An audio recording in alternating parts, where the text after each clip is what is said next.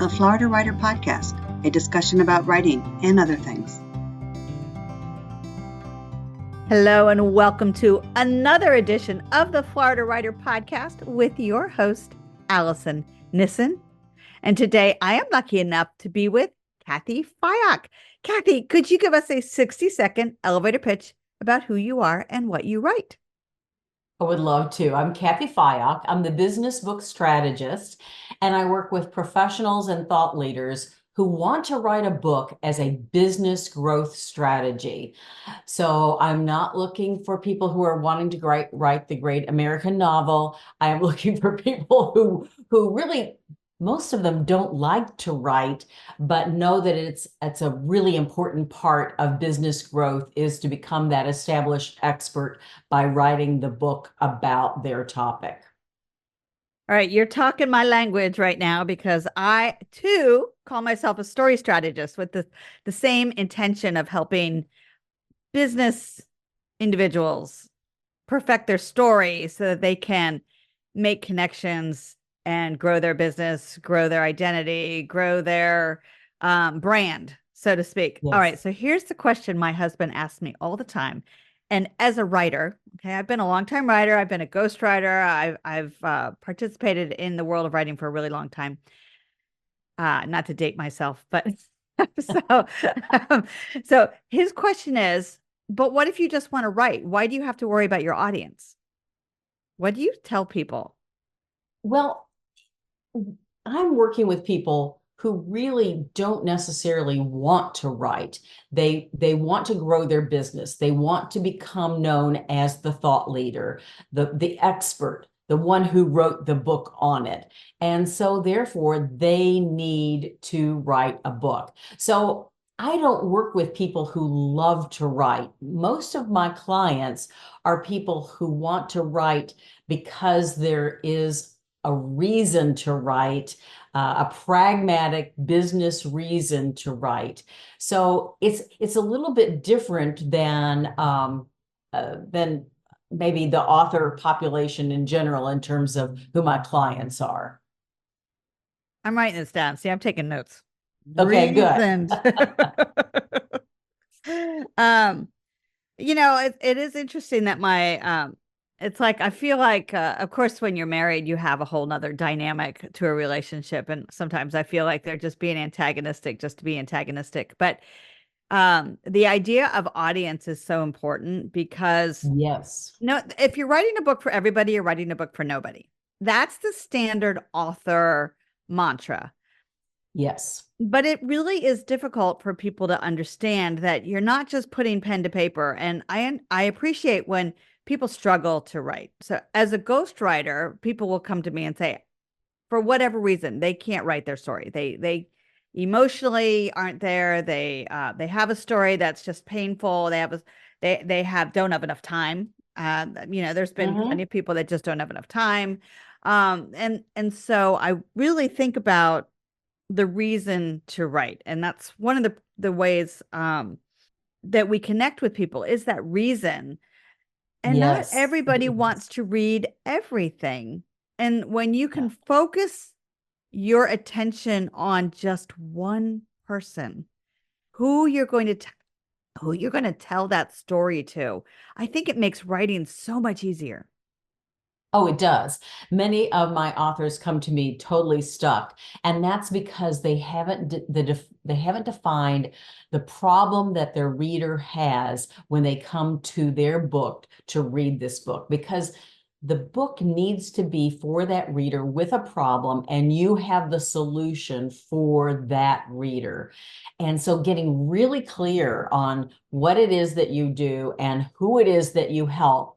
And that's why a lot of times, if someone is wanting to write a book, a memoir, I think they're especially hard to write because sometimes they're written because I need to write my story. And that's not a good enough reason to write a book. It's like you need to write a book because someone else needs to hear your story. So your story needs to be, while it is about you, it's not for you. If you're writing a journal, that can be for you. But if you are writing a book that's going to be published and you want people to read it, it needs to be for your reader. Absolutely. Absolutely. That is, I am a big believer in these business books that you're helping people write. I'm also a big believer in people sharing their own story because Yes. they have overcome the problem that their Yes. ideal reader has. And so Yes. sharing that becomes relatable. And when you are relatable, you are able to connect with the audience just like that. Yes, yes, yes. So I'm all about telling personal stories, stories about your overcoming adversity or your dealing with difficult situations in the workplace or wherever it might be, and sharing those stories, yes, as a way to anchor your process or your model or your thought leadership. That brings me to the about author page. So at that point, we are shifting a little bit. So we've told our story within within this nonfiction book paradigm. And now we get to the about author. What is going on with that? Is there anything special we should worry about? Yes, I think that is your prime piece of real estate for explaining what it is that you do and how you do it. So many times authors get caught in this, oh, I need to tell all my impressive credentials and all of the things I have accomplished. And really, the question is, what does your reader really care about? And probably it's not the degree that you got way back when or some credential that you got. It's some relatable experience. And it's also helping the reader understand how you work with your readers. So, for example, here's a great story. One of my authors was writing a book because he wanted to be a speaker and he wanted to tell more of his stories. And they were stories of his service in the military. And when I read his about the author, I'm like, Fred, there's nothing here that says anything about your speaking. He went on about his years of service in the military and his honors and awards and so forth.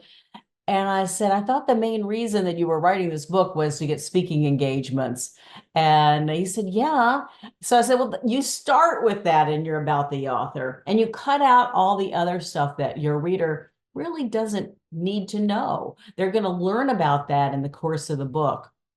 So start with Fred is an award because he had won awards for his speaking. He had won some slam or readings kind of a thing. He had won these competitions. So I said, start with that. And then he loves to speak. Fred loves to speak for corporate and association audiences about whatever. So that's how you position your about the author and make it short. Otherwise, it's not going to be read. I think the too long didn't read, the TLDR is really appropriate here. So take out all the things that you care about, but your reader doesn't, which is hard to do. Easy to say, hard to do.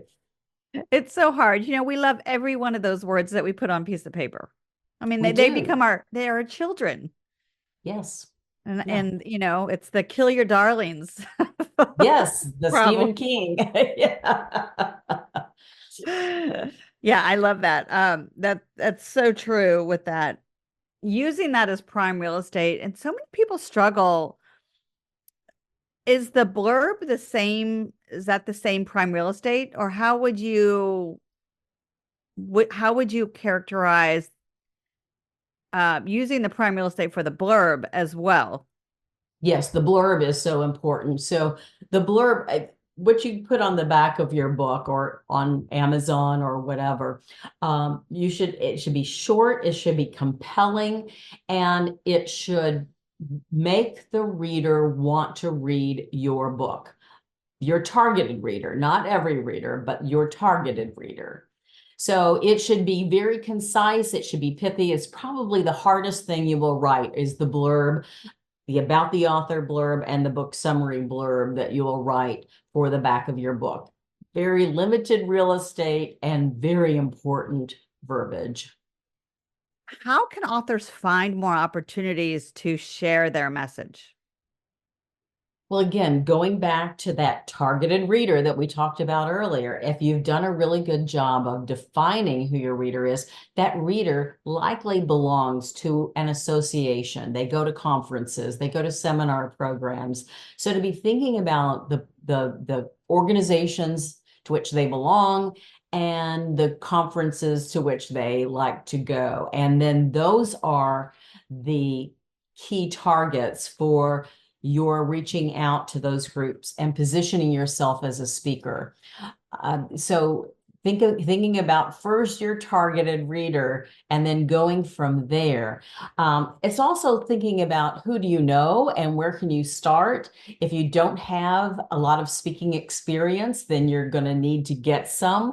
So speaking for the local library, speaking for on the local television program, speaking locally with contacts you know, with friends who love you is a great place to start. I know one of my authors just told me that she was going to be in my area. And I said, oh, well, let me reach out to the library. There's a women's group. There's some places that she might be able to speak. So it's thinking about who do you know and who can open a door as you're getting started. And then once you are established, then to be looking for those call for proposals for conferences where you can make an impact.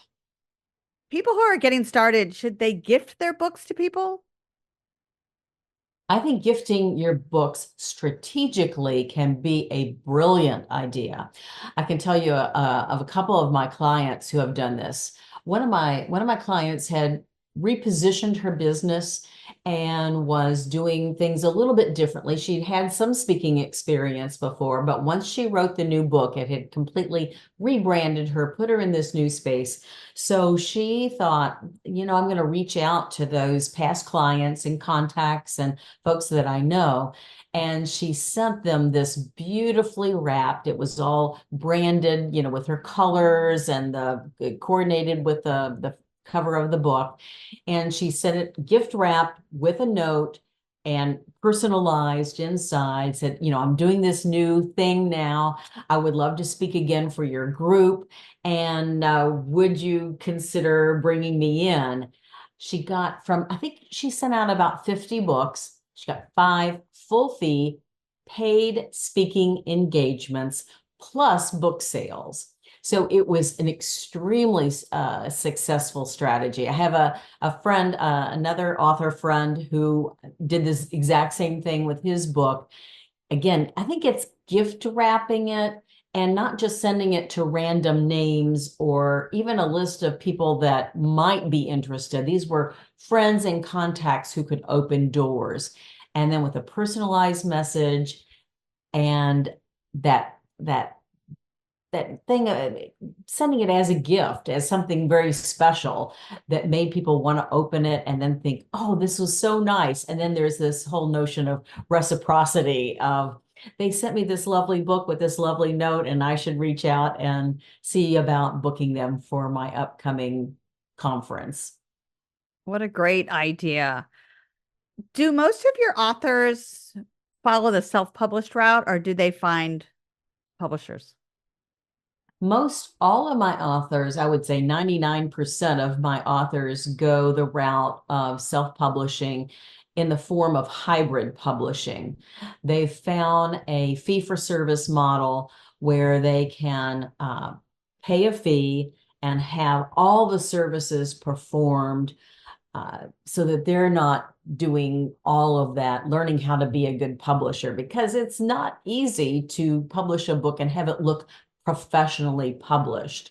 So I like the idea of them using a go-to service that provides that services from soup to nuts and will give them a professional product that they can use in their business.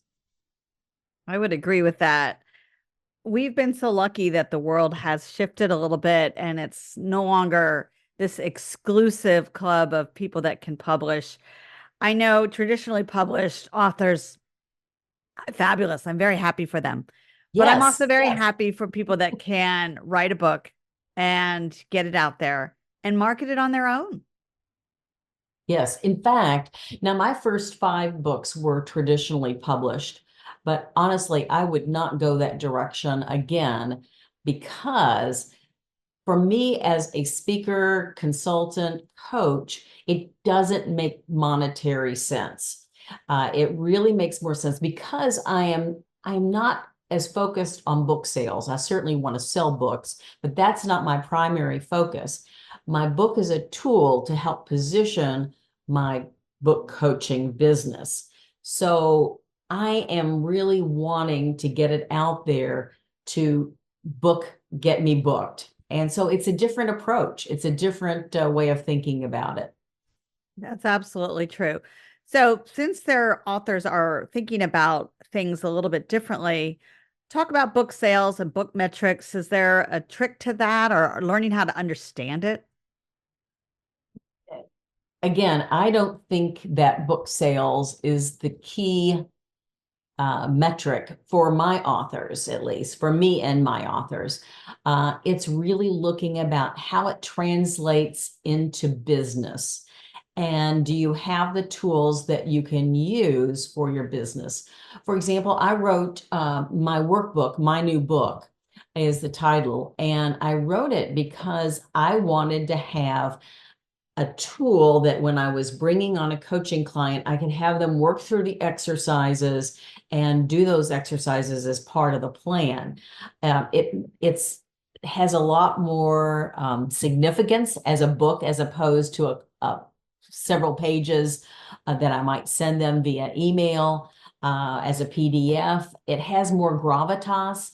Also, if I'm going to a group and speaking, like I just spoke for a group, and the idea is to have a handout, a book that I can give to everyone there. Then what I have found is the more significant that handout, not that it has content that they write in it and that they are creating their own ideas and crafting their own ideas, they will never throw that away. So that and what I found is with my clients, they may be ready to write a book right away, or if I'm speaking, it may be several years later that they may finally say, now's the time to write the book. Now, who was that woman that spoke to our group? And they can go to their shelf, pull off their book, and there I am with all of my contact information right there.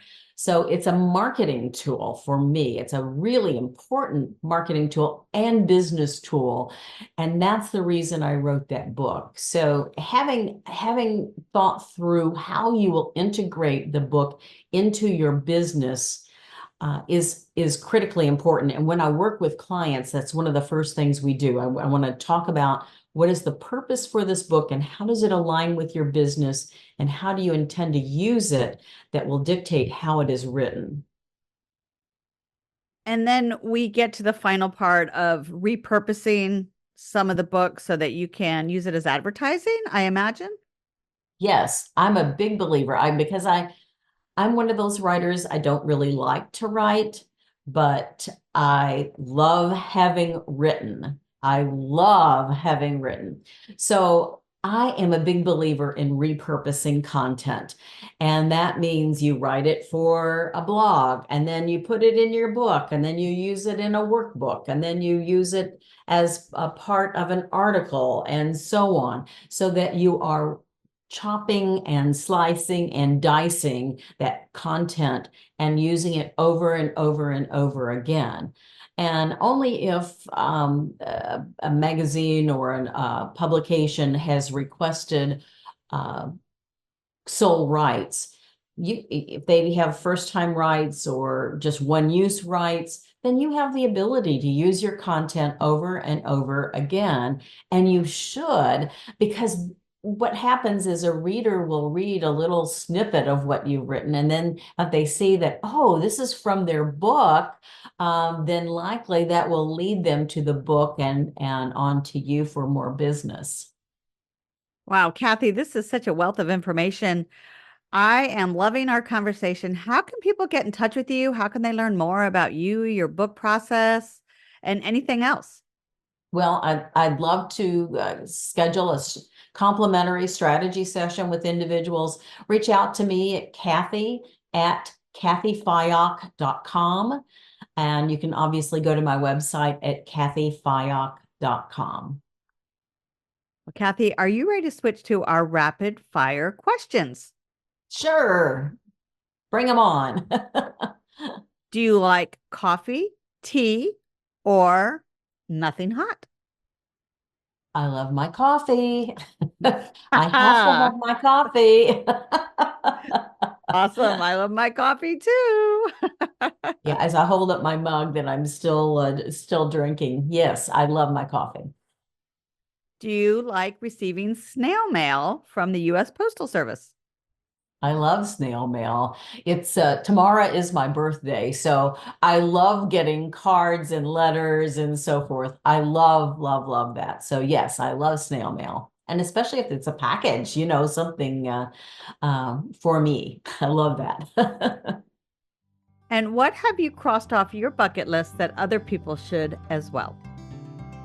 Oh, well, maybe for some of the listeners, maybe everyone here has written and published that book, but if you have not written and published your book, then, oh my gosh, it gives you a feeling like nothing else. And it is the most amazing feeling in the world to have that baby of yours out there in the world. I would agree. Cathy Fyock, thank you so much for stopping by. Thank you, Alison. You have been listening to another edition of the Florida Writer Podcast with your host, Alison Nissen. Alison out. Boom. We're all done. Cathy Fyock is the Business Book Strategist and works with professionals and thought leaders who want to write a book as a business and career development strategy. She's the author of 12 books, including On Your Mark, From First Word to First Draft in 6 weeks, and Blog to Book, Repurposing Content to Discover the Book You've Already Written. Her newest book is Writer Crisis Hotline. Since her 2014 reinvention as a book coach, Cathy has helped more than 200 professionals become published authors. She believes that authors change the world one word at a time. For more information about Cathy, visit her at her website, cathyfyock.com. For more information about the Florida Writers Association, visit us at floridawriters.org. Until next time.